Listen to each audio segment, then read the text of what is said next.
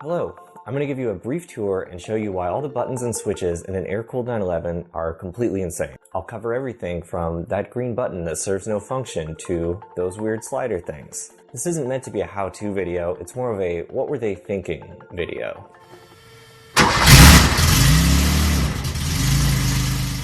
The Porsche 911, as you know, was made continuously for 35 years using essentially the same body shell and cabin. Over time, they added comforts and conveniences that no one could have dreamed of in 1963, and they were still adding those to essentially the same dashboard, so they just had to find places where they could put these buttons and switches. So by 1980, when this car was made, they had just sort of shoved things wherever they could go. When I bought this car, I didn't know what any of it did, and now, 3 years later, I know what some of it does. So front and center, you've got the iconic 5 dials. They're very cool and aerospacey. It's so simple, but it feels so premium having them in these individual housings like this. The oil level and oil temp gauges don't really work, and if anyone tells you theirs work, they are lying. The tach is front and center. As you can see, my speedometer goes up to 85, and the quartz clock is very loud, even when the car is parked. You adjust the mirrors electronically with this little joystick, but this hidden switch toggles between the left and right mirror.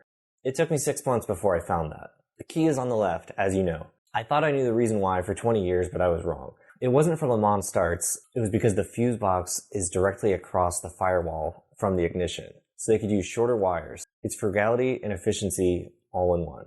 So this green button, I believe, is for the rear wiper. This car never came with a rear wiper, but the button's still there. And it still lights up, which I discovered while filming these clips.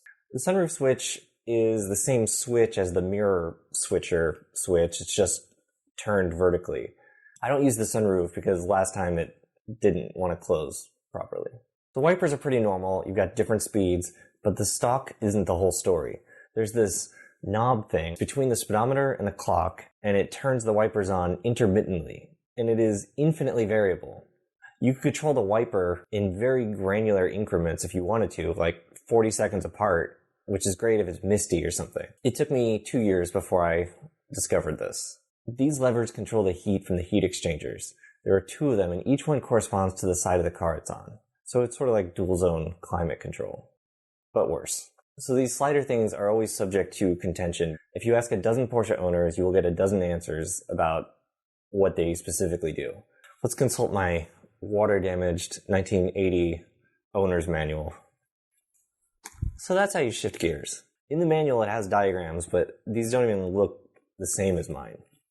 Okay, so sliding the top lever opens the fresh air ducts. Air is blown through that intake in the hood. Sliding the middle lever directs air from either the floor to the top of the dash. And then the bottom lever is for heat.